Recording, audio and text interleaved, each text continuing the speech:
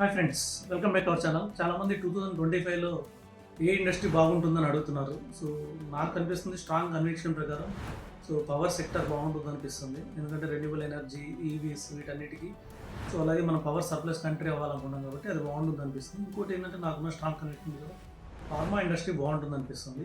ఎందుకంటే మనము యూఎస్కి ఎక్కువ ఎక్స్పోర్ట్ చేసేది ఫార్మానే.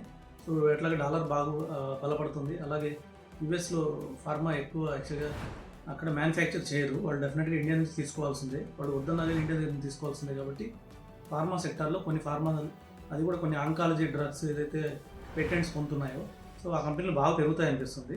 ఈ విధంగా ఫార్మా ఇండస్ట్రీస్ని మనం కన్సిడర్ చేయొచ్చు.